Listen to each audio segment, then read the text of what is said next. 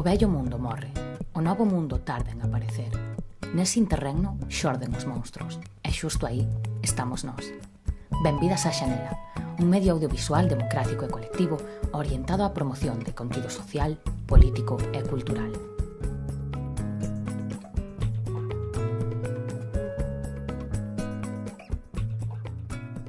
Ola a todos e a todas e benvidos a este novo programa podcast da Xanela. Hoxe falaremos de economía, da crise económica que está a emerxer e falaremos con un pensador, con un intelectual duro, deses que teñen unha perspectiva crítica que hoxe é tan necesaria para abordar este momento excepcional. Un momento excepcional no que cada un de nós permanecemos nas nosas casas, nos nosos respectivos fogares, cumplindo as medidas obrigatorias de confinamento e de cuarentena física. Pero non por iso deixamos de pensar e non por iso deixamos de sentir incerteza e de sentirnos solos. Dende a Xanela estamos sacando varios programas podcast cos que agardamos e esperamos que non vos sintades tan solos. Un saúdo a todos dende a Xanela. Hoxe temos connosco a Stuart Medina. Ele é un dos máis recoñecidos divulgadores da teoría monetaria moderna e descríbese a sí mesmo como partidario de desmantelar a Unión Europea. Stuart Medina é economista pola Universidade Complutense de Madrid e Master in Business Administration pola Darden School da Universidade de Virginia. É o presidente da Rede da Teoría Monetaria Moderna en España, onde desenvolve a súa perspectiva crítica coa ortodoxia económica dominante. Ten escrito múltiples artigos no seu propio blog e en diferentes medios de comunicación como Infolibre, Contexto ou El Diario, ademais de publicar varios libros, como por exemplo Leviatán desencadenado, 7 propuestas para el pleno empleo y la estabilidad de precios, 21 razones para salir del euro, da editorial Hola Books, ou La moneda del pueblo, na editorial El Viejo Topo. Durante a entrevista abordaremos cales son as dimensións da crise económica en curso, que formas de abordar a crise se están a abrir dende os principais actores políticos e que propostas defende a teoría monetaria moderna. Bueno, Stuart, moitas grazas pola túa participación neste espazo e máis nesta situación excepcional de confinamento. Muchas gracias por la invitación. Espero que a los oyentes les interese lo que les vamos a contar de teoría monetaria moderna. En primer lugar, me gustaría preguntarte acerca de la dimensión de esta crisis. Tenemos, cuanto menos, dos frentes abiertos. El primero, que tendría que ver con la urgencia sanitaria y bueno, las medidas a tomar para minimizar los efectos negativos, y el segundo, que se refiere a las repercusiones económicas y estructurales. ¿Frente a qué tipo de crisis nos enfrentamos? ¿Cuáles serán sus efectos en la sociedad civil? Y, en definitiva, ¿qué dimensión comporta esta crisis? Bueno, yo sobre la parte sanitaria no quiero opinar porque no es mi campo. Opino más bien sobre la parte económica. Bueno, no hay precedentes para esto. Yo creo que no se ha vivido en esta generación. Nadie tiene recuerdo de haber vivido una pandemia de estas dimensiones, y menos en este país. Se parece algo a la famosa gripe española que coincidió con la Primera Guerra Mundial. Y bueno, pues hay en la historia, ¿no?, se narran pandemias. La más famosa obviamente es la peste negra, pero hubo otras que tuvieron pues mucho impacto en la economía, pero claro, ninguna persona de esta generación lo ha vivido, ¿no? Entonces, aquí nos enfrentamos por una parte a un shock de oferta en el que pues muchas empresas se ven obligadas a cerrar porque no pueden ni sus trabajadores, tienen que echar el cierre, no llegan componentes, se interrumpen tráficos comerciales. China ha estado cerrada antes que nosotros, y muchos fabricantes que dependían de componentes fabricados en China pues ahora han experimentado retrasos. O sea que hay retrasos en la llegada de consumibles, de componentes, de productos o incluso productos terminados. Y ese shock de oferta, pues evidentemente ya de por sí es un resultado, o va a contribuir a un resultado negativo en la primera parte de este año.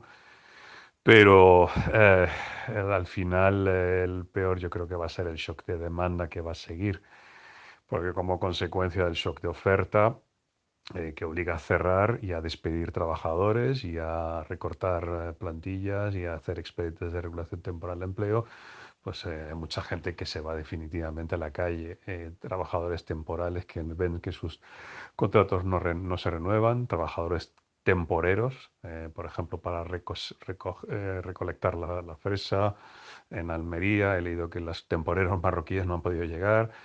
Esas personas pierden rentas.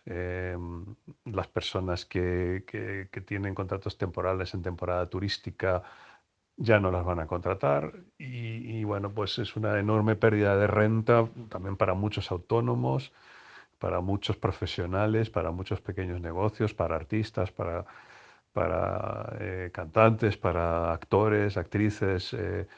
Es una enorme pérdida de renta que no empieza a ser ni medianamente compensada por las medidas que ha propuesto el gobierno. Y entonces se va a salir de esta cierre de 2, 3 meses, no sabemos cuánto va a durar, y muchas personas pues, van a tener lo justo, habrán tenido que tirar incluso de ahorros, no van a tener mucha alegría para salir a consumir, si están en el paro mucho menos todavía, y nos vamos a encontrar con una caída de la demanda después de que volvamos a una cierta normalidad que va a prolongar las consecuencias económicas de la crisis. Entonces la cuestión es que no tenemos experiencia. Se ha comparado a una situación de guerra, pero una situación de guerra y destrucción de capital y bueno, de equipamientos, de pérdida de población, destrucción de vidas humanas.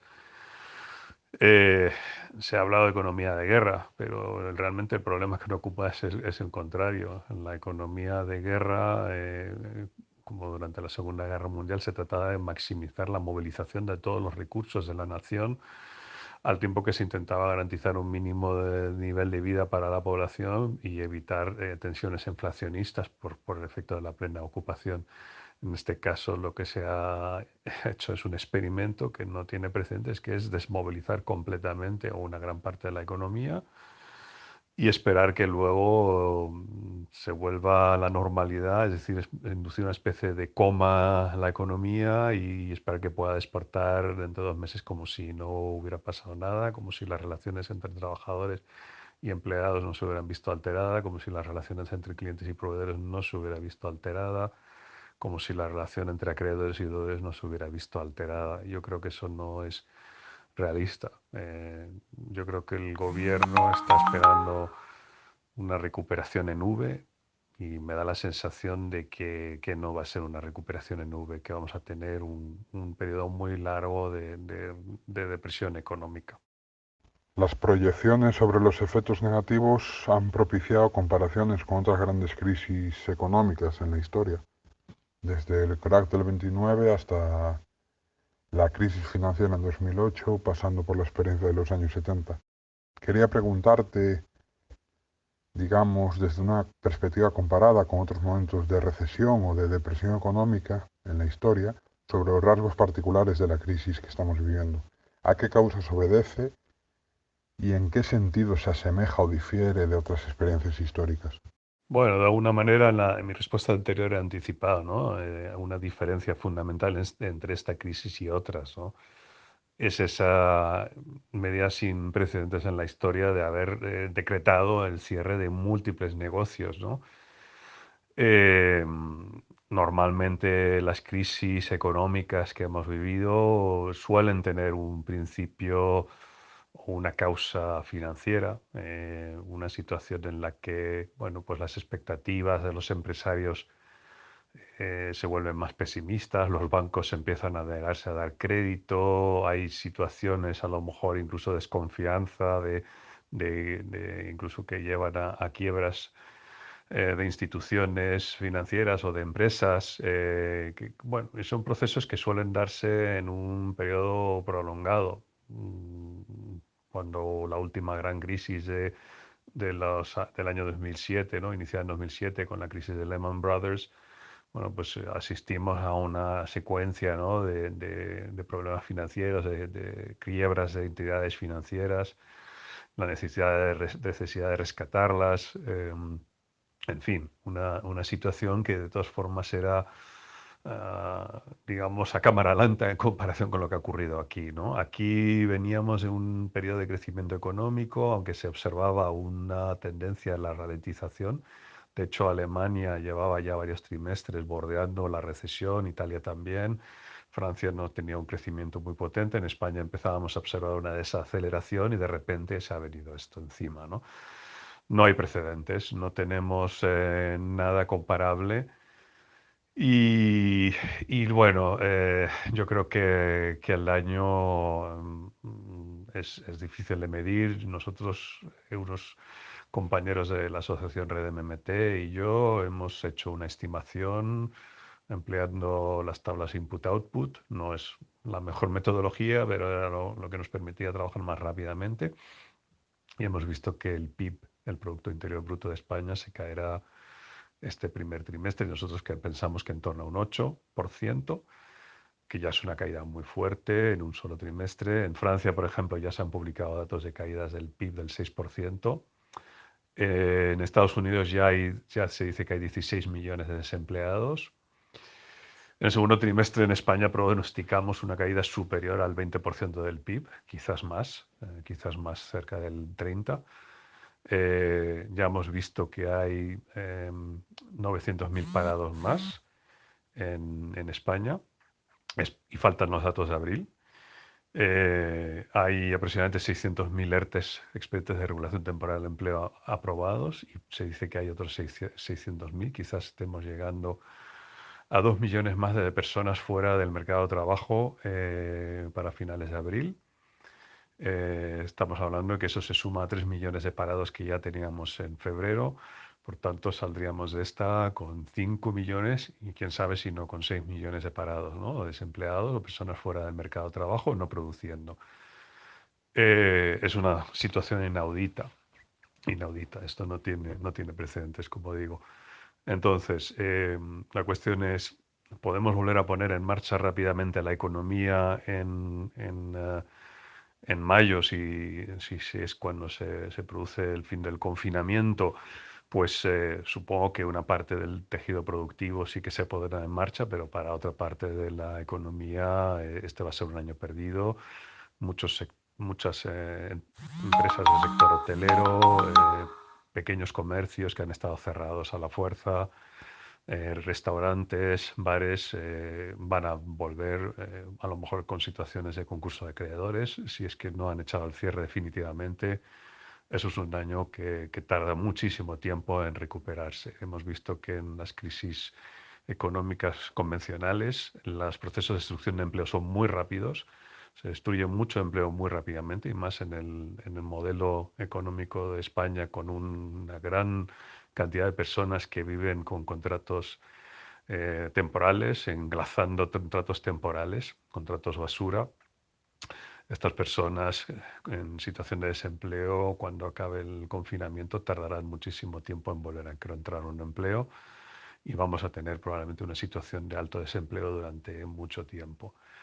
Eh, no creo que las medidas económicas aprobadas por el gobierno y mucho menos las aprobadas por el ECOFIN la semana pasada sean suficientes para empezar a compensar el daño provocado, ni desde el punto de vista de las rentas perdidas, ni como incentivo digamos, o estímulo de gasto público suficiente como para compensar estas caídas. Estamos hablando de que el gobierno está aprobando ayudas que mayoritariamente son avales y préstamos en una situación en la que muy poca gente va a querer endeudarse y si lo hace es porque no le queda más remedio. Y lo que es incremento de gasto efectivo, que permitiría compensar la tremenda caída que va a tener el gasto privado, no empieza ni a compensar, porque estamos hablando de que es meramente aproximadamente unos 2.000 millones y pico que estimo yo de gasto en prestaciones de desempleo y algunas partidas que se han incrementado, algunos fondos sociales que se han incrementado para que las comunidades autónomas puedan hacer frente. Y todo esto se une con un más que probable colapso de la recaudación, que yo creo que va a ser superior al 15% de la recaudación anual de impuestos, que posiblemente, dada la cultura de la austeridad y del equilibrio presupuestario que domina en el pensamiento económico dominante y en las instituciones europeas y las normas de los tratados de la Unión Europea, acabará llevando a una reducción del gasto público, lo cual agravará aún más la caída de la producción, porque un principio básico de la macroeconomía es que hay una identidad entre ingreso y gasto. El ingreso es igual al gasto total y a la producción total. Si cae el gasto de todos los agentes, cae el ingreso de todos los agentes y por tanto cae también la producción de todos los agentes de la economía. Se entiende que la forma de gestionar una crisis, esto es, de decidir qué intervención se realiza durante la misma y qué escenarios se abren en el día después, será decisivo para con los efectos de la siguiente crisis. ¿Qué lecciones podemos extraer de las experiencias pasadas, por ejemplo la crisis de 2008, y cómo crees que ha influido la forma en que se salió de la anterior crisis por parte de la Unión Europea en esta aceleración de una posible recesión o depresión económica en el contexto actual? Realmente de la última crisis se salió muy mal. Se hizo horrorosamente mal y fue culpa del pensamiento económico dominante actual. Eh, Inicialmente la respuesta que tuvo el gobierno de España en la época de Zapatero fue el Plan E, un programa de estímulos de corte keynesiano, y la primera respuesta que se dio en gran parte del mundo fue hacer un tipo de políticas económicas basadas en aumento del gasto público. Y eso funcionó, de hecho, se criticó mucho al Plan E en la prensa y sin embargo cuando uno mira la curva que describe el crecimiento del Producto Interior Bruto de España en el año 2009, hubo un bache muy profundo, seguido de una recuperación relativamente rápida y de hecho estábamos prácticamente en crecimiento ya cero en 2010, pero en 2010 se produjo en Europa el giro hacia la austeridad, que fue diseñado e impulsado por las autoridades europeas, por el presidente del Banco Central, que entonces era Jean-Claude Trichet, por Merkel, por José Manuel Durão Barroso, que era el presidente de la Comisión Europea, y por Sarkozy, que literalmente chantajearon al gobierno de España y a otros gobiernos para que abandonaran las políticas expansivas e impusieran una senda de ajuste presupuestario. Eso provocó una segunda recaída en la recesión, mucho más grave que la primera, que fue, podríamos decir, una recesión en forma de V, muy profunda, pero con una relativamente rápida recuperación. Pero claro, el giro hacia la austeridad de 2011, que fue profundizado por el gobierno de Mariano Rajoy, pues llevó la tasa de desempleo al 27% y causó que la crisis se alargara hasta prácticamente anteayer. Hasta 2017 no alcanzamos el nivel de producción que tenía España en el año 2008. Hasta febrero de 2020, es decir, hasta el mes, hace 2 meses, no alcanzamos el número de desempleados que teníamos en 2008, es decir, seguíamos con más desempleados que en 2008. Y eso quiere decir que se ha gestionado fatal. Es decir, hemos tenido la recuperación más lenta de la historia. Solamente un conflicto bélico probablemente habría causado un nivel de depresión prolongada tan larga, acompañada de deflación, como la que ha tenido la economía española en los últimos años. Esto ha sido consecuencia de no tener una soberanía monetaria, de no poder ejecutar una política fiscal expansiva y estar sometidos al chantaje del Banco Central Europeo y de las autoridades europeas y de las reglas arbitrarias que incorporaba el Tratado de Maastricht, como la obligación de tener un déficit estructural cercano a cero. Déficit estructural es el déficit del Estado en situación de desempleo, en situación de pleno empleo. Y la reforma que se incorporó a la Constitución en el año 2011 por iniciativa de Zapatero, pero impulsado o obligado por el Banco Central Europeo de alguna manera y por las autoridades europeas, pues impuso un criterio de que el déficit estructural tenía que ser inferior al 0,4% del Producto Interior Bruto de España.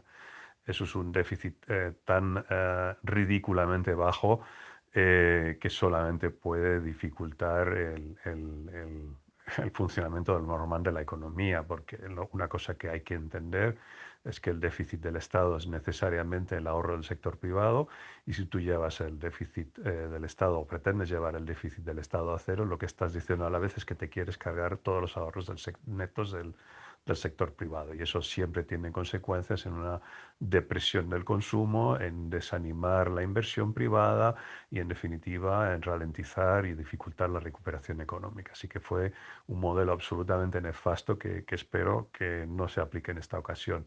Pero me temo que por ahora lo que estamos viendo es un intento del gobierno de España de conseguir la cuadratura del círculo, que es decir que se ayuda a la gente a la vez que se intenta minimizar el aumento del déficit público, y eso no puede ser. En esta ocasión vamos a tener que asistir a un aumento del déficit público del orden bueno, pues posiblemente llegue al 10 o al 15% del Producto Interior Bruto de España, quizás más. Yo creo que debería dejarse que creciera cuanto fuera necesario para asegurar un rápido retorno de la economía, porque el déficit público es una forma de inyectar dinero en la economía, y cuando hay un colapso de rentas y un colapso de la demanda en el sector privado, necesitamos que sea el sector público el que movilice la demanda y el que inyecte dinero en la economía, porque va a ser muy difícil esperar que los bancos inyecten dinero en esta fase.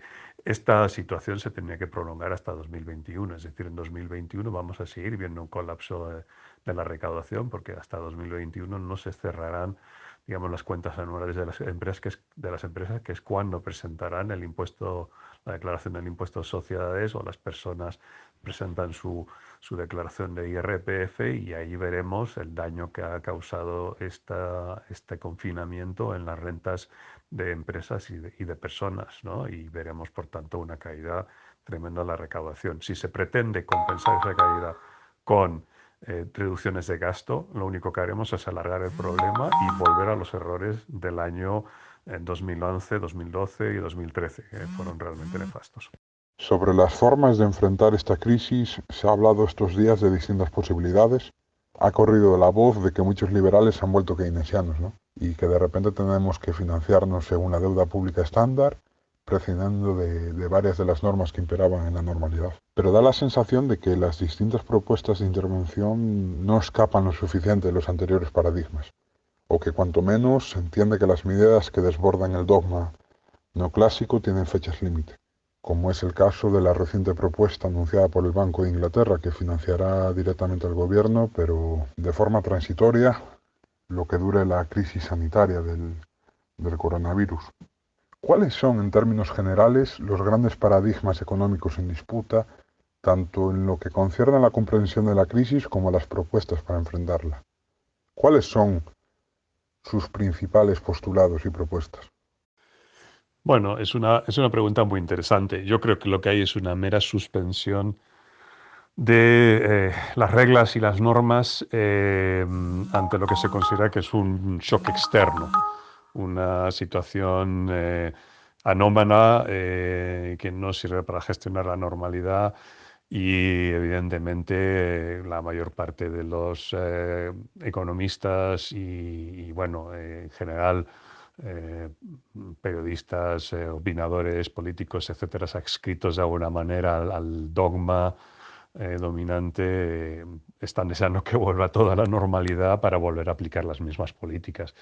Por lo tanto, yo me temo que lo que vamos a ver es una suspensión temporal de esas normas. Como bien has dicho, el Banco de Inglaterra, que es el Banco Central del Reino Unido, pues ha anunciado que está dispuesto a que el gobierno del Reino Unido, tenga descubiertos en cuenta en su Banco Central un poco mayores de lo que estaba ya contemplado y ya estaba, por cierto, permitido. Había incluso un protocolo entre el Reino Unido y la Unión Europea que permitía al Reino Unido eximirse de una prohibición que está en los tratados de la Unión Europea. Los tratados de la Unión Europea consagran la independencia de los bancos centrales, y además prohíben explícitamente que los bancos centrales financien directamente a los gobiernos, ¿no? Eso bueno, pues el Banco de Inglaterra este año ha suspendido, aunque sea de forma condicionada, ese tabú que viene de la ideología neoclásica, ¿no? Entonces, básicamente, hay muchas escuelas de pensamiento económico y sería muy largo describirlas a todas. Yo creo que la que predomina ahora mismo pues sería, por una parte, el pensamiento neo-keynesiano. Yo creo que es bastante dominante. Es una especie de keynesianismo bastardo en el sentido de que, bueno, pues renuncia a muchas de las enseñanzas que extrajo Keynes de la crisis de la Gran Depresión del 29 y es un intento de domesticar el keynesianismo, donde bueno, pues, se pretende que en el ciclo económico las cuentas públicas estén equilibradas y que a todo déficit debe seguirle un superávit. Y que bueno, desconfía de la política fiscal o que considera que la política fiscal, es decir, la política que consiste en subir el gasto público, bajarlo o variar, es decir, tomar decisiones de bajar impuestos o subir impuestos, eso en definitiva es la política fiscal. Bueno, pues el paradigma dominante considera que la política fiscal no es útil. Sería largo de explicar por qué, pero en principio se la considera que no es eficaz porque dicen que actúa con retardo, porque los agentes son racionales, y anticipan, digamos, una subida de impuestos si hay una subida de la deuda pública. Es una cosa absolutamente fascinante cómo se puede llegar a pensar que la gente toma decisiones de consumo, de ahorro, en base a que esperan que el gobierno vaya a subir los impuestos porque observan que hay un aumento del déficit. Es completamente absurdo, pero es lo que se ha difundido en la academia, ¿no? En el pensamiento que se difunde en las universidades en las últimas décadas.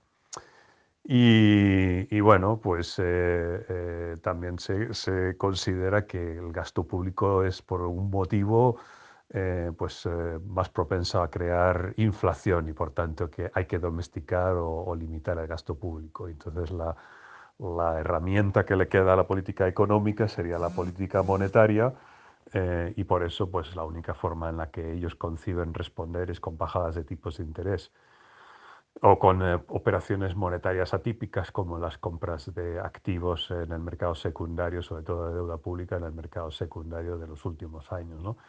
Es a lo que te aboca el haber renunciado a la política fiscal, ¿no? Nosotros desde la teoría monetaria moderna consideramos que en realidad la política monetaria no sirve para lo que la escuela dominante piensa. Nosotros pensamos que la política monetaria solo sirve para, de alguna forma, determinar el rendimiento de la deuda pública en el mercado secundario y para determinar los tipos de interés en el mercado interbancario, que es el tipo de interés de referencia para la curva de tipos de interés y todos los demás, digamos, productos financieros del mercado bancario, ¿no?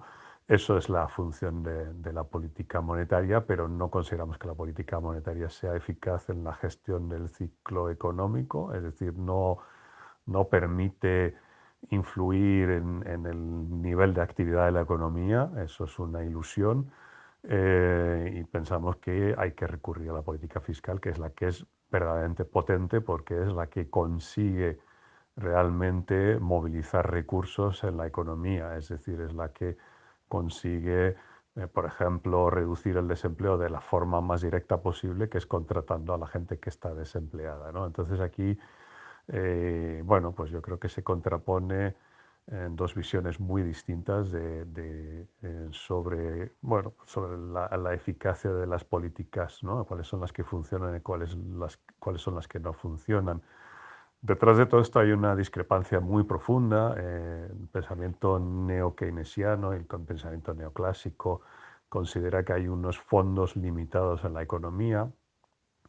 Son fondos que tienen los ahorradores, parten de alguna especie de análisis de la economía como si fuera una economía de intercambio donde no hubiera dinero y donde, bueno, pues lo que los agentes se prestan unos a otros son unos recursos limitados, ¿no? Y que, bueno, pues el dinero es un velo, una mera representación de esos recursos limitados y por tanto los fondos disponibles para prestar para invertir son limitados y por tanto habría una disputa entre el Estado y el sector privado por esos fondos y se considera que el Estado tendría un uso menos eficiente de esos recursos que el sector privado, que sabría invertirlos mejor. Todo esto es ideología y parte además de una premisa falsa, que es esa idea de que los fondos son escasos. Desde la teoría moderna de la moneda, nosotros lo que explicamos es que en el acto mismo de gastar, el Estado crea fondos, crea el dinero, es decir, no un aumento del déficit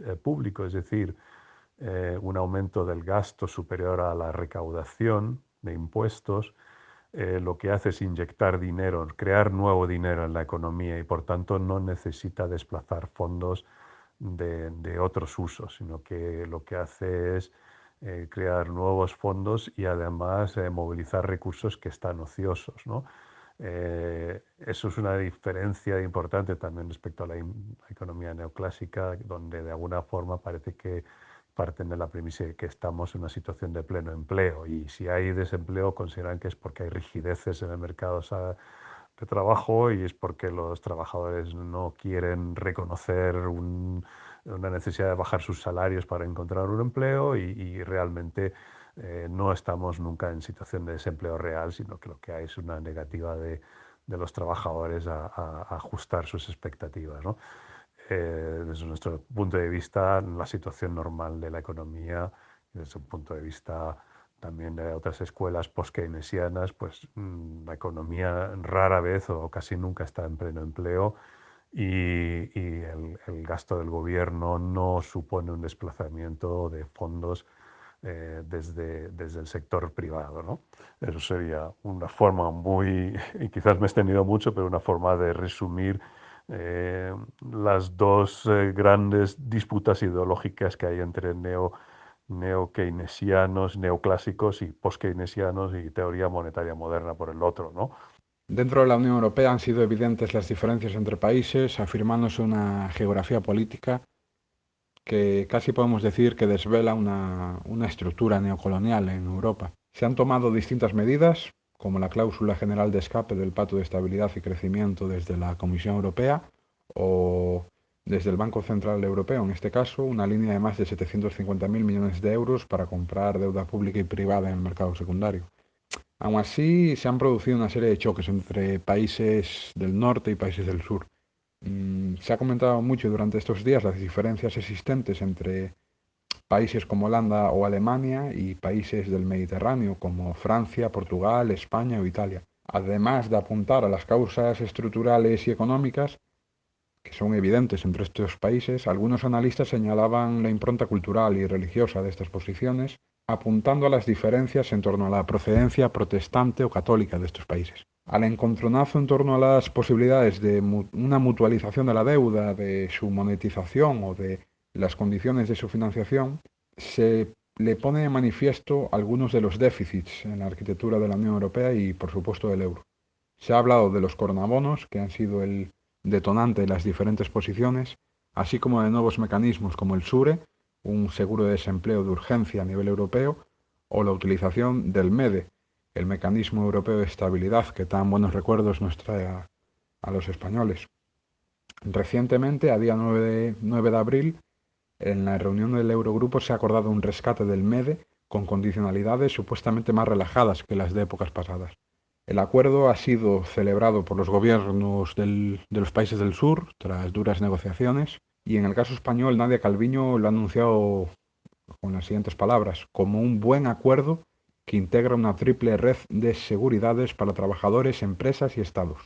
Desde varios sectores progresistas se ha aplaudido esta decisión e incluso los sectores menos entusiasmados con esta medida, pues se ha argumentado que se trata de un MEDE con condicionalidades light. Quería preguntarte sobre esta cuestión, que ya he visto que apuntabas que la planteas críticamente también, y quería pues enfocar las preguntas en dos direcciones. En primer lugar, en el sentido de la arquitectura de la Unión Europea y del euro, ¿qué déficits estructurales tiene el modelo europeo y cómo crees que nos afecta el hecho de no tener una moneda propia, una moneda nacional diferenciada, de estar en el euro? Y en un segundo apartado, Me gustaría, en una segunda dirección, me gustaría preguntarte sobre el reciente anuncio de lo acordado en la reunión abierta del Eurogrupo y las medidas tomadas hasta el momento. No solamente estas, sino las anteriores que se han tomado. ¿Cuál es tu valoración de la gestión realizada por las principales instituciones de la Unión? ¿Crees que están a la altura de la circunstancia? Bueno, yo soy extraordinariamente crítico con toda la arquitectura institucional de la zona euro. Ah, Creo que es un diseño nefasto que coloca a los países que tienen déficit comercial en una situación permanente bueno, de verse abocada a políticas de evaluación interna, en fin, de políticas que obligan a devaluaciones salariales, porque no hay en la arquitectura institucional del euro una, un Estado federal, una instancia federal que haga una política eh, digamos, de distribución de rentas que permita de alguna forma compensar a los estados o las zonas que tienen déficit comercial. Dentro de, por ejemplo, de España, cuando teníamos la peseta, pues Cataluña o el País Vasco tenían un superávit comercial, seguramente. No seguramente si uno viera las estadísticas de los años anteriores a la entrada del euro, pues vería que Cataluña exportaba probablemente bienes acabados al resto de España y bueno, pues tenía un, digamos, superávit comercial permanente con el resto del Estado y sin embargo no pasaba nada porque, bueno, había un Estado que recaudaba impuestos en todo el Estado y gastaba en todo el Estado en función de las necesidades y en función de la capacidad.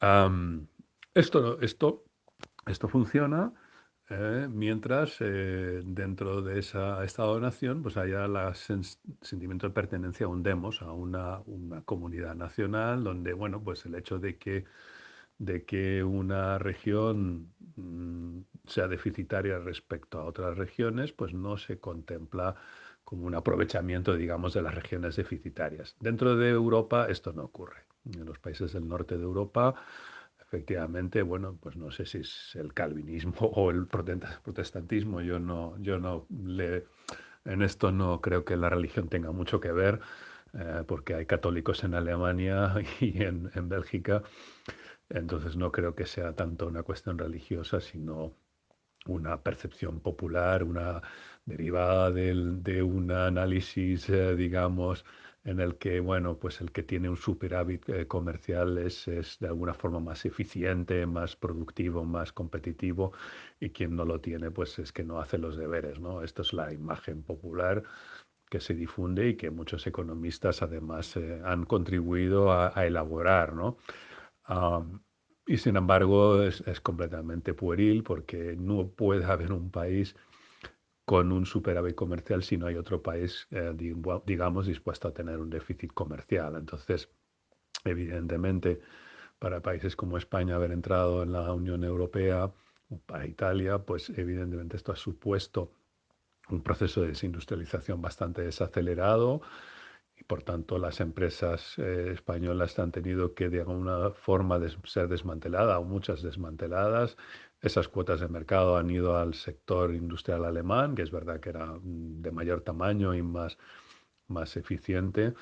Y evidentemente pues se han ido quedando con nuestro mercado y han ido, digamos, su industria ha ido quedándose con nuestra cuota de mercado. Por tanto, la consecuencia ineludible de este proceso de concentración de la potencia industrial en una región cada vez más pequeña de Europa es que los países del sur tienen que tener inevitablemente un déficit comercial. Si ese déficit comercial no se compensa con algún mecanismo de transferencia de rentas, pues se produce la situación que estamos viviendo en el sur de Europa, una permanente, eh, bueno, pues situación de pérdida bueno, pues de salario, de capacidad de crecimiento, de capacidad de inversión, que en España se pudo compensar temporalmente con una burbuja inmobiliaria que acabó mal y una dependencia cada vez de sectores de menor valor añadido, la agricultura, el turismo, la fabricación de componentes dentro de las cadenas de valor de la industria franco-alemana y bueno, una dependencia cada vez mayor de cadenas de suministro globales donde nosotros tenemos menos aportación de valor añadido, ¿no? Eh, Esto, bueno, pues bueno, pues es un modelo que va a llevar al empobrecimiento gradual del sur. Es un proceso de concentración de riqueza en el norte y lo vamos a asistir pues a lo largo de varias décadas porque no existe ningún mecanismo además federal europeo que permita compensarlo, ¿no? Creo que además hay un problema en las élites españolas. Tenemos un complejo que llamamos el complejo de Bienvenido Mr. Marshall, en referencia a la película aquella de los años 50, que es absolutamente genial, y es esta expectativa de que nuestros problemas lo tienen que resolver alguna potencia extranjera, ¿no? Y en realidad todas las soluciones que están postulando, todas son soluciones que de alguna forma se salen, digamos, o pretenden movilizar recursos sin depender de alguna forma de la voluntad popular y democrática, ¿no? Es decir, se pretende recurrir a los coronabonos. ¿Qué son los coronabonos? La mutualización de nuestra deuda pública con la de los países del norte. ¿Por qué? Porque se dice que como nuestra deuda es menos atractiva, porque tenemos un Estado que tiene déficit y un déficit comercial, pues hay que intentar que esa deuda sea más atractiva para los mercados, mutualizándola con la de los alemanes y así hacer un pack más atractivo. Bueno, pues eso es rendirle pleitesía a los mercados, cuando en realidad lo único que necesitamos es un banco central que compre nuestra deuda pública. Con eso basta. Es decir, si el Banco Central te está ofreciendo comprar deuda pública española y de los demás países europeos por valor de hasta 750.000 millones de euros, lo lógico sería aprovechar esa oportunidad, ¿no? Y no andar mendigando MEDES y préstamos del norte de Europa. Yo creo que tenemos que cambiar el chip, tenemos que empezar a pensar que lo que tenemos que hacer es aprender a resolver nuestros problemas, a intentar un cierto grado de autonomía en la toma de decisiones, a saber cómo movilizar nuestros recursos. Yo personalmente postulo la salida del euro, lo llevo diciendo desde hace 8 años, creo que esa es la forma de conseguir que se generen los recursos, los fondos, ¿no?, que necesitamos para financiar la movilización de los recursos nacionales de forma democrática, ¿no? Es decir, respondiendo ante un banco central que responda a su vez ante un parlamento, ¿no? Un banco central que respalde nuestra deuda pública, que tenga que coordinarse con nuestro tesoro y que a través de un proceso democrático nosotros, los ciudadanos, el pueblo, podamos decir, oiga, queremos aumentar el gasto público, en qué actividades, queremos mejorar nuestro sistema sanitario o preferimos construir carreteras o preferimos construir más residencias para ancianos, queremos más impuestos, pero es evidentemente sometido a un proceso democrático en un parlamento.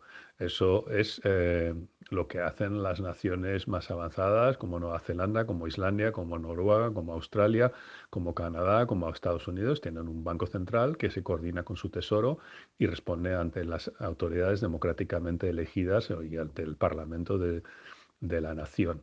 Nosotros aquí tenemos una élite que ha renunciado a la democracia, que ha preferido entregar el poder a alguna potencia extranjera, que ha preferido que sea un banco central pseudo independiente. Lo digo pseudo independiente porque ideológicamente no lo es, y que sean ellos los que tomen las decisiones de cuándo podemos aumentar el gasto y cuándo no podemos aumentar el gasto, cuándo tenemos permiso para aumentar la deuda, cuándo no tenemos permiso para aumentar la deuda.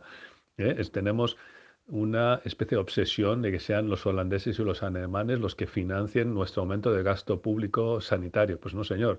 Lo que tenemos que convencer al Banco Central es de que compre nuestra deuda y sin condiciones y sin limitaciones. Y si existen esas limitaciones, esas condiciones, entonces deberíamos tener la valentía y el coraje de salir de la unión monetaria, que está mal diseñada de todas formas y que nos va a llevar a crisis permanentes, restablecer nuestro Banco Central y desde allí, ya desde un proceso democrático, decidir si necesitamos este año aumentar el gasto público sanitario, tomar esa decisión y movilizar a los miles de enfermeros y ATS y enfermeras desempleados, a los miles de médicos que tenemos Algunos han ido fuera de España, por cierto, porque aquí no encontraban condiciones de empleo dignas, y ofrecerles un puesto de trabajo bien retribuido y digno dentro de un sistema sanitario público. Eso nos lo está impidiendo esta obsesión, esta manía, este complejo de inferioridad que nos hace buscar las soluciones en los alemanes y en los holandeses, y que cuando nos niegan esa solidaridad que mendigamos, resulta que ellos son malvados y nosotros somos unos pobres desgraciados. Pues yo creo que hay que cambiar el chip y hay que empezar a pensar que nosotros tenemos como nación los suficientes recursos como para resolver los problemas que tenemos. Me gustaría también preguntarte por las distintas posiciones que están floreciendo en España. Digamos que a diario asistimos a posicionamientos de distintos signos, desde el gobierno hasta la oposición. En el gobierno se ha insistido en la línea de los coronabonos. Recordemos el artículo de Sánchez en El País apelando a una especie de europeísmo naif. Se ha hablado de Plan Marshall también en distintos grupos, también en el gobierno y en grupos de la oposición, por ejemplo en Más País. Y bueno, en el bloque conservador reaccionario pues nos encontramos con la apelación a una reedición de los pactos de la Moncloa para cerrar en clave conservadora el régimen político actual, o bueno, me estoy acordando ahora también de las declaraciones de Casado promoviendo una rebaja en los impuestos y demás. Quería preguntarte, quería saber cuáles son tus consideraciones acerca de esta amalgama de posiciones, cuáles crees que son interesantes y bueno, si crees que están abordando seriamente el horizonte a construir y bueno, saber tu opinión acerca de ellas. Bueno, mi opinión sobre los coronabonos de alguna forma la he dicho en la respuesta anterior. Creo que es esta obsesión con presentarse ante los mercados con un pack atractivo. Desde mi punto de vista, bueno, pues es una derrota porque es la consecuencia de haber renunciado a tu propia soberanía monetaria y tu Banco Central. Entonces, si tienes que rendir pleitesía a los mercados, presentando un pack atractivo, estás, digamos, erosionando gravemente la capacidad fiscal que tiene el gobierno. Entonces, me parece una derrota. Está demostrado que aquellos países en los que existe un banco central y una soberanía monetaria, pues son los bancos centrales quienes dictan las condiciones. Y también en Europa, en la zona euro, el Banco Central Europeo ha llevado los tipos de interés del interbancario y los rendimientos de la deuda pública a cero o incluso negativo durante varios años, ¿no? Es decir, cuando tienes un banco central que se coordina con el Tesoro, los mercados no tienen nada que decir. Si quieren comprar la deuda pública, bien, y si no, pues la compra el Banco Central y punto, ¿no? Es más, dentro de la escuela de la teoría monetaria moderna hay varios economistas que postulan simplemente no emitir deuda pública, dejar que la consecuencia de eso sería que habría un exceso de reservas en el interbancario, porque la única función que cubre la emisión de deuda pública es absorber los excedentes de reservas que hay en el mercado interbancario como consecuencia de las políticas de gasto público que inyectan reservas, y sobre todo cuando el gasto público es deficitario, pues la inyección de reservas supera el drenaje de reservas vía impuestos, ¿no? Entonces la función de la deuda pública es sacar esa deuda, ese exceso de reservas, y ofrecer un activo financiero a los inversores, que son bancos e inversores institucionales, un activo financiero que paga un interés. Entonces, desde nuestro punto de vista, pues es una especie de beneficencia para ricos, ¿no? El que ya tiene pasta, bueno, pues compra estos títulos y se le recompensa con más dinero todavía a cambio de nada, ¿no? A cambio de no hacer absolutamente nada o de no entregar absolutamente nada al Estado más que una pequeña renuncia, que es renunciar a la liquidez inmediata que da tener, digamos, dinero en vez de títulos de deuda. Bueno, pues en fin, esto pensamos que es otro de los errores que se deriva del pensamiento económico neoclásico, y sospecho que dentro de nuestro gobierno actual, incluso siendo un gobierno que se considera progresista, pues domina esa escuela de pensamiento, lamentablemente, ¿no? Em, Entonces, respecto a las distintas propuestas, pues evidentemente yo favorezco recurrir al Banco Central, gastar lo que haya que gastar, dejar que los impuestos, la recaudación caiga este año. Yo este año no trabajaría ninguna subida fiscal para compensar la caída en la recaudación, dejaría que el déficit se ensanchara cuanto fuera necesario para rescatar a la economía y ponerla en la senda de crecimiento otra vez. Evidentemente, favorecería una mayor progresividad fiscal. Creo que nuestro sistema fiscal es absolutamente regresivo y ineficiente, porque es un sistema que penaliza sobre todo el factor trabajo y las rentas del trabajo y favorece a las rentas del capital, pero eso no creo que sea una cuestión que se deba resolver como consecuencia de la crisis del COVID-19, sino que debería ser una reforma que estuviera encima de la mesa para hacerlo pues cuando volvamos a la normalidad, que se debe haber hecho ya o que se debería hacer en algún momento, porque cuando uno mira la estructura funcional de la recaudación de los impuestos, lo que observa es que prácticamente 2/3 de la recaudación proceden de o bien impuestos sobre el trabajo, o bien impuestos sobre el consumo, o las actividades económicas de aquellos que son normalmente los pequeños comerciantes, etcétera. Mientras que las rentas del capital, pues creo que recordar, y estoy hablando de memoria, pues apenas representan 1/3 de la recaudación. Y sin embargo,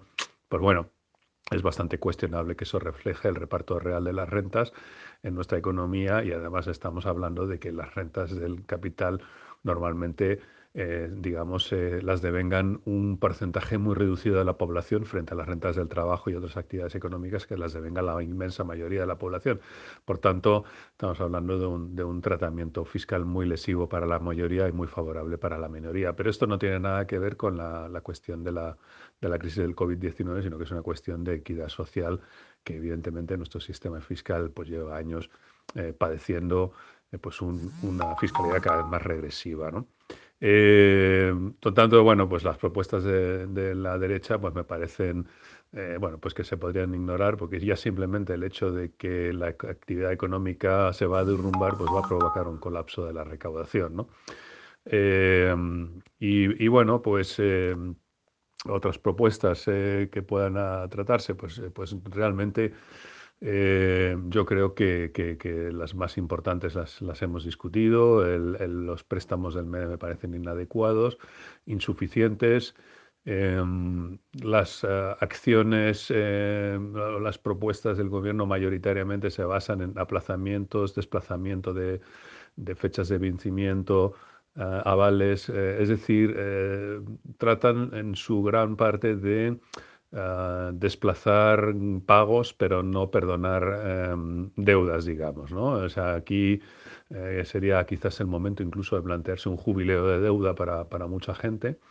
Y sin embargo, pues no, aquí en esta sociedad no se perdonan las deudas, incluso en el contexto de una catástrofe, ¿no? Eh, Creo que es por donde habría que ir, es a un jubileo de deuda, sobre deuda de las familias más desfavorecidas, y, digamos, poner de alguna forma el contador a cero después de la crisis. Creo que sería una buena política, muchísimo mejor que las políticas que nos está proponiendo el gobierno, que se basa simplemente en confiar en los estabilizadores automáticos, es decir, que aumente el gasto en prestaciones de desempleo, algún incremento en algún fondo dedicado a temas sociales, pero realmente de muy poco importe, y lo demás, avales, préstamos, garantías que realmente no ayudan a resolver nada. Bueno, llegamos a la última pregunta, no por ello la menos importante. De hecho, desde una óptica normativa es quizás la de mayor importancia durante la entrevista. Me gustaría saber cuáles son las principales propuestas que planteáis desde la teoría monetaria moderna, tanto para lo urgente, la crisis coyuntural que está abierta, como para el día después, el horizonte, aquellas medidas que están diseñadas para enfrentarse a los daños estructurales, ¿no?, que permanecerán en el tiempo. Me gustaría saber cuáles son las principales propuestas. Os he escuchado hablar de Green New Deal, de plan de trabajo garantizado, pues que nos concretes un poco sobre ello. Y bueno, aparte de eso, me interesa mucho tu opinión personal sobre la potencialidad de la teoría monetaria moderna su potencial transversalidad. Es decir, ¿crees que puede llegar a ser una idea compartida por amplios sectores de la ciudadanía? Y bueno, aparte de la sociedad civil, dentro de los actores políticos, ¿crees que puede llegar a ser una perspectiva que integre, en la que se integren pues partidos políticos de signo muy distinto? Yo qué sé, pues Partido Popular y Unidas Podemos, por ejemplo. Pues quería saber tu opinión personal acerca de la transversalidad de la teoría monetaria moderna. Pues me parece una pregunta muy interesante y muy buena. Voy a empezar por la última, la de la transversalidad. Es difícil saber, porque claro, una teoría económica no es precisamente algo que, digamos, genere digamos, atención en el público en general, ¿no? Estas cosas suelen preocupar a minorías, ¿no? Em, También corremos un cierto peligro de que se nos caricaturice, por ejemplo. Claro, cuando nosotros hablamos de que el gobierno no tiene una restricción presupuestaria, sino que tiene una restricción real, es decir, en el sentido de qué recursos reales hay disponibles en la economía y que por tanto lo que nos debe preocupar no es el déficit, que consideramos un residuo de las políticas que conducen a un pleno empleo con estabilidad de precios y que el saldo del déficit es simplemente una magnitud contable de escasa relevancia. Bueno, decimos que lo que hay que hacer es equilibrar la economía y no el saldo de las cuentas públicas, pues digamos sobre todo desde la derecha, aunque a veces también desde algunos ámbitos no keynesianos o también incluso marxistas, a veces se nos caricaturiza diciendo que es que queremos darle a la máquina de imprimir billetes y que esto va a ser como en Venezuela, la hiperinflación de Zimbabue o como la hiperinflación de la República de Weimar, ¿no? Entonces, bueno, pues esa es una batalla permanente para nosotros porque desde luego nosotros postulamos el pleno uso de los recursos, pero evidentemente sin generar tensiones inflacionistas.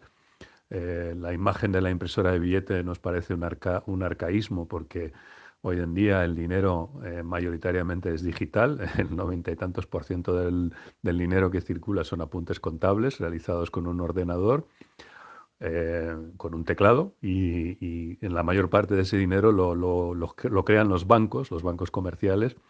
eh, y de hecho, los bancos han sido capaces de generar enormes burbujas inmobiliarias en este país con aciagas consecuencias, como cuando estallan, ¿no? Pero que evidentemente generan muchísima actividad económica cuando están a pleno rendimiento. Entonces, claro, nos hace mucha gracia que a nosotros se nos impute una intención de darle a la máquina de imprimir billetes cuando lo que estamos hablando más bien es de movilizar los recursos de la nación, los recursos de la sociedad y estamos hablando de asegurar el pleno empleo, de acercarnos al pleno empleo, de crear políticas como el trabajo garantizado, que ahora luego abordo, y equilibrar la economía, es decir, y dar sobre todo un mayor protagonismo al Estado, que ha sido un agente que ha sido intencionadamente encadenado con reglas artificiales o institucionales eh, ficticias, basada en mitos y digamos, crear temores acerca de la función del Estado en interés, creo, de unos intereses de clase. Esta es mi percepción. Creo que muchos economistas, la mayor parte de los economistas, consciente e inconscientemente, están difundiendo una doctrina que sirve a unos intereses de clase muy concretos, ¿no? Entonces, ¿esto se puede popularizar? Bueno, cuando tenemos, digamos, la atención del oyente y tenemos tiempo de explicarle las cosas con tranquilidad y con calma, y podemos explicarle a la gente que el dinero es simplemente una creación que se hace de forma instantánea con un ordenador, ¿no? Una creación del Estado o de la banca, ¿no? Hay dinero bancario y dinero del Estado, y que se puede crear dinero y que no hay una escasez de dinero y que las justificaciones para las políticas de austeridad son falsas y que sus impuestos en realidad no financian nada, sino que la función de los impuestos es otra, que es destruir el dinero que ha creado previamente el Estado y generar sobre todo una demanda por el dinero del Estado. Los impuestos son necesarios, pero no son no financian nada, cumplen otras funciones, funciones de equidad, de reparto, de desincentivo de actividades indeseables, de información sobre coste de políticas públicas y sobre todo la función de crear y generar demanda por la moneda del Estado, y por reducir, digamos, una función de reducir el poder adquisitivo cuando hay un problema de exceso de poder adquisitivo que está generando tensiones inflacionistas. Bueno, cuando explicamos cuál es la función del gasto público, la función del dinero, que el déficit público es el ahorro del sector privado, cuando es que contamos todas estas cosas, a veces nos encontramos con algunas resistencias porque a la gente le cuesta entender, porque les estamos cambiando la historia que les han contado toda la vida, ¿no? Les estamos de alguna forma enfrentando a aparentes, digamos, paradojas, ¿no? Y sin embargo, cuando tenemos algo de tiempo y nos leen con tranquilidad, pues la gente empieza a entenderlo y se da cuenta de que sí, que tiene sentido lo que estamos diciendo. Son cosas que, por otra parte, otros economistas en el pasado han dicho. Nosotros hemos aprendido de economistas muy brillantes del pasado, el propio Keynes, el propio Karl Marx, es un gran economista, Kalecki, un gran economista polaco, Ava Lerner, que desarrolló el concepto de la hacienda funcional, que es la idea esta de que el déficit se tiene que ajustar en función de que haya una situación de inflación o deflación y desempleo en la economía. En fin, nos basamos en la labor de grandes economistas y todo esto lo hemos reelaborado con algunas innovaciones importantes, sobre todo en relación con el papel del Estado como creador y monopolista de la divisa, que creo que es una aportación importantísima al debate de la teoría monetaria moderna. Bueno, pues cuando todo esto, este legado de economistas brillantes, pero desgraciadamente aparcados intencionadamente por el mainstream actual, bueno, pues se recupera, se le da una coherencia y se le cuenta a la gente con calma, lo entienden. Yo diría incluso que la teoría monetaria moderna puede ser entendida desde un punto de vista progresista, desde un punto de vista conservador. Nosotros nos hartamos de decir que la teoría monetaria moderna no es un conjunto de prescripciones de política económica, es un prisma, una óptica que nos permite entender el funcionamiento de nuestras instituciones monetarias, la capacidad que tiene el Estado emisor de moneda, ¿no? Que disfruta de un monopolio de moneda. Su capacidad fiscal, cuáles son sus limitaciones también. También explicamos la importancia de la soberanía monetaria y qué pasa cuando un Estado carece de esa soberanía monetaria y qué consecuencias tiene. Bueno, pues toda esa capacidad fiscal te permite, digamos, o entender esa capacidad fiscal te permite quitarte muchas vendas de los ojos y darte cuenta de que realmente como comunidad, como sociedad, como comunidad de individuos que compartimos un territorio y unos recursos, podemos hacer muchísimas más cosas de las que estamos haciendo en realidad, ¿no? Estamos probablemente viviendo por debajo de nuestras posibilidades. Estamos seguramente negándonos a nosotros mismos una vida mejor, precisamente porque hemos renunciado a utilizar los medios y los instrumentos que nos ofrece el sistema monetario, el sistema fiscal y el agente que nos representa a todos, que es el Estado, ¿no? Y hemos renunciado a que el Estado trabaje para la mayoría y al final tenemos un Estado que trabaja realmente para las oligarquías y no para el común, ¿no? Entonces, bueno, lo que queremos es reivindicar todo ese potencial. Queremos reivindicar que la gente confíe más en sus recursos, en su país, en su nación de alguna manera, aunque no tratamos de darle a esto un sesgo nacionalista, sino que lo que tratamos de hacer comprender a la gente es que tenemos la capacidad de resolver nuestros problemas de forma democrática y consensuada, ¿no?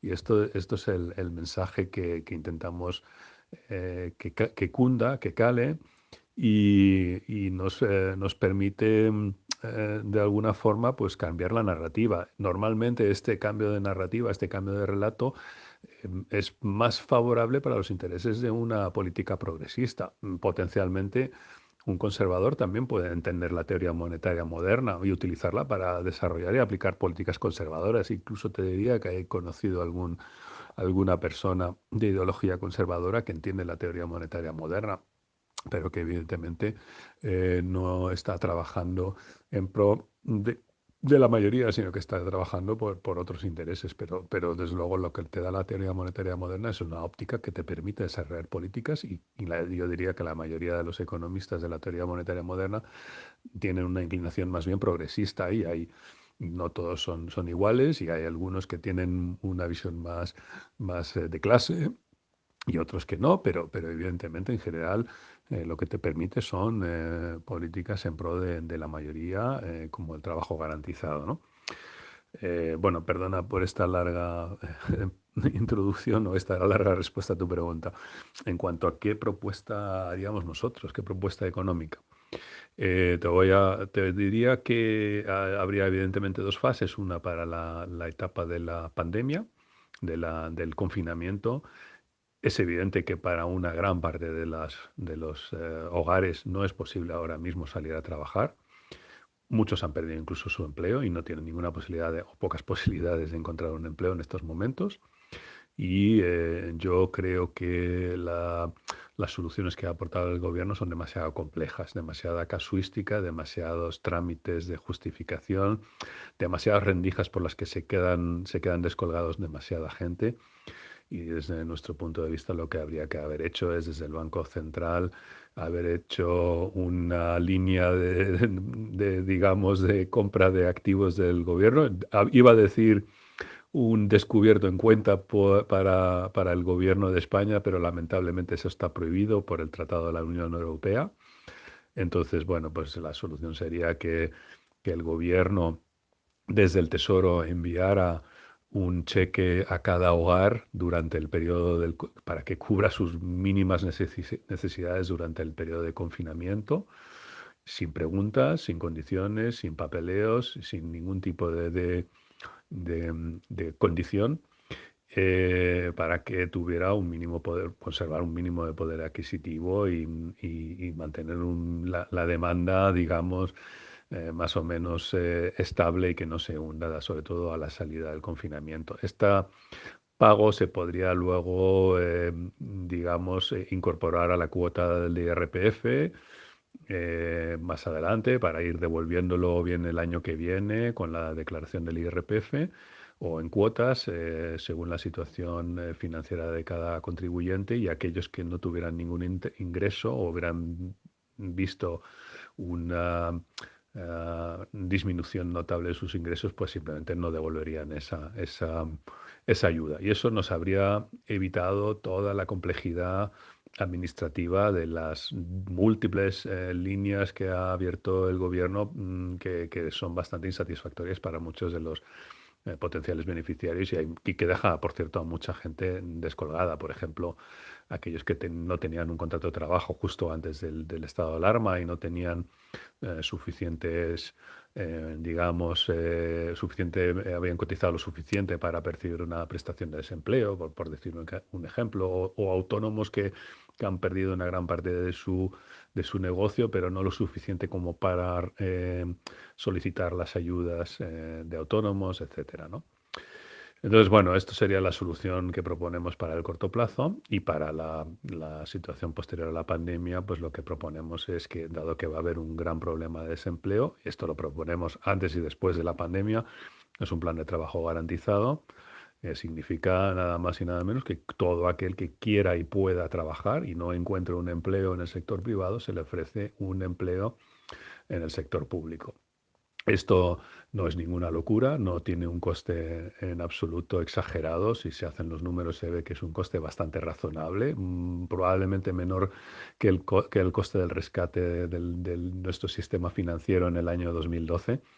Y bueno, permitiría que estas personas, si se organiza su trabajo adecuadamente, pues por ejemplo, desde las administraciones locales o desde ONGs o desde otros organismos que pudieran colaborar con el Estado, pues podrían desarrollar tareas que podrían ir desde la recuperación de entornos naturales y degradados, la recuperación del patrimonio histórico-artístico, dar actividad a todos los artistas que se han quedado colgados y no han podido trabajar esta Semana Santa, por ejemplo, y entretener a gente que ha tenido que pasar un largo encierro, ha estado muy aburrida en su casa y ahora tiene ganas de fiesta y divertirse, o podría ser actividades orientadas a recuperar la normalidad, ¿no? Pues poner otra vez los hospitales en condiciones de funcionamiento normal, volver a la normalidad en los colegios, volver a la normalidad en las universidades, etcétera, etcétera, ¿no? Se podría imaginar múltiples situaciones en las que sería útil un plan de trabajo garantizado, porque lo que no es finito es el trabajo. El trabajo es infinito. Lo que es finito, lo que es limitado, es el empleo ofrecido por el sector privado, pero el trabajo es infinito. Una pequeña reflexión aparte es que durante el confinamiento hemos visto que la vida seguía su curso y que no se hundía nada, seguía llegando la energía a los hogares, seguían llegando los alimentos a los supermercados y a las tiendas. Hemos podido más o menos cubrir las necesidades básicas, los que teníamos rentas, obviamente, durante este periodo de confinamiento, a pesar de que una cuarta parte de la población estaba probablemente, de la población trabajadora estaba probablemente fuera de sus puestos de trabajo. Esto nos debería hacer reflexionar acerca de la inutilidad de muchas de las actividades que organiza la economía capitalista y que no sirven para crear absolutamente nada útil ni necesario para la sociedad, y sin embargo lo que observamos es que lo realmente útil y necesario para la sociedad es la producción de alimentos, la producción digamos, de energía, la atención de nuestros mayores y la atención sanitaria. Esto es lo que realmente tiene valor para la sociedad, y a lo mejor deberíamos empezar a replantearnos cómo distribuimos nuestro tiempo, trabajar menos horas quizás, y tener unas jornadas laborales menos estresantes y más agradables para todos, ¿no? Pero bueno, esto es una reflexión aparte que dejo allí. Hay un hermoso artículo que escribió Keynes, que por cierto fue un discurso que pronunció en Madrid cuando estuvo de visita aquí en los años 30, que se llamaba Las posibilidades económicas de nuestros nietos, y Keynes arguía ya por el año 36, me parece que era, o 35, que sus nietos, es decir, nosotros, podríamos trabajar pues a lo mejor 15 horas a la semana. Yo creo que eso técnicamente es posible, pero que organizativamente se ha hecho imposible, entre otras cosas porque no le interesaba al neoliberalismo, ¿no? Y bueno, por otra parte, creo que este país necesita no un plan Marshall. Creo que un plan Marshall tiene unas connotaciones de subordinación a una potencia extranjera, ¿no? El plan Marshall fue el plan que puso en marcha Estados Unidos para recuperar la economía destruida por la Guerra Mundial, y bueno, pues fue una forma también de eh, digamos, colocar a los países europeos en la condición de satélites de Estados Unidos frente al expansionismo, digamos, de la Unión Soviética, ¿no? Esto es el origen del Plan Marshall, y yo creo que la película Bienvenido Mr. Marshall deja perfectamente claro cuáles son las connotaciones de un Plan Marshall: un país que mendiga y otro país bueno, que graciosamente eh, concede unos recursos para que puedas desarrollar tu economía. Yo creo que hay que abandonar esos conceptos de Plan Marshall, hay que abandonar la idea que va a venir alguien de fuera a resolverte los problemas, y que tenemos que ser nosotros como comunidad los que decidamos qué se hace, cómo se hace, qué recursos tenemos para hacerlo, si nos faltan recursos, cuáles son y cómo los conseguimos, y ponernos a trabajar en otro modelo de país, otro modelo económico, un modelo económico en el que, bueno, pues abordemos de una vez el problema bueno, del cambio climático, el reto de descarbonizar nuestra economía, y bueno, pues ahí habría una oportunidad gigantesca de hacer un New Deal, un Green New Deal, un nuevo pacto verde, en el que no se trata de reducir el nivel de vida de la gente para que consuma menos energía, sino que también habrá necesidad de reducir el consumo energético y hacer que el consumo sea más eficiente, sino también de crear empleo en actividades que ayuden a descarbonizar nuestras economías y hacerlas más sólidas, más robustas ante los shocks que se van a producir cada cierto tiempo. Vamos a tener probablemente más pandemias, más shocks financieros, más shocks qué sé yo, de cadenas de suministro. Y tenemos que tener una sociedad más robusta que pueda absorber esos shocks. Y evidentemente eso implica pues tener un Estado más sólido, más protegido, unos sistemas de salud más sólidos y más protegidos, un mejor parque de viviendas de mejor calidad, que dé un buen, que digamos que dé moradas agradables digamos, eficientes desde el punto de vista energético, evitar que seamos, digamos, víctimas de catástrofes naturales como riadas e inundaciones. Bueno, hay todo un trabajo por hacer en este país, enorme, enorme, de recuperación de rieras, de ríos, de zonas que han sido invadidas por un urbanismo descontrolado y que habría que probablemente recuperar de alguna manera. En fin, hay tanto por hacer, hay tantas cosas por hacer que simplemente movilizando a los 3 millones de parados que teníamos en febrero, más los dos que o dos o tres más que van a quedar después de esta pandemia, pues podríamos ponerlos a trabajar y hacer muchísimas cosas que mejorarían nuestra calidad de vida y nos darían una satisfacción muy grande. Yo creo que a la gente agradece que se le dé la oportunidad de aportar, de contribuir, y estamos en una sociedad, no se trata de dejar a unos en casa sin trabajar y sin producir, sin contribuir en la sociedad y cobrando una renta mínima que normalmente va a ser escuálida, sino se trata de tener en cuenta a todo el mundo y tomar decisiones de la forma más comunitaria posible y no dejar que las decisiones de a quién se emplea, a quién trabaja, a quién no trabaja, qué se hace, qué no se hace, queden al albur de cuatro oligarcas capitalistas. Bueno, chegamos ao final da entrevista e reiterar o noso agradecemento. Moitísimas grazas por acompañarnos, Stuart. Seguiremos atentos á túa perspectiva crítica e á túa tarefa de divulgación. E nada, trasladarche unha aperta da xanela e moito ánimo durante este confinamento. Pues gracias a vosotros, agradezco infinito la oportunidad, Chanela, de invitarme y hablar de una visión muy distinta, creo, de la que se divulga desde otras escuelas de pensamiento y bueno, pues invito a los oyentes a seguirnos en nuestra página web y en los distintos canales que tenemos en redes sociales. Tenemos una página web que es www.red, como red de pesca, ¿no? Red MMT, de Modern Money Theory o teoría monetaria moderna, es decir, www.redmmt.es. Y bueno, también tenemos canales en YouTube, en Facebook, en Twitter, en Instagram, es decir, intentamos divulgar por todos los medios que nos dejan, porque la realidad es que los grandes medios de comunicación o bien prefieren ignorarnos o si nos prestan atención es para digamos, tratar de desacreditarnos o ridiculizarnos. Así que agradezco muchísimo esta oportunidad. Muchas gracias.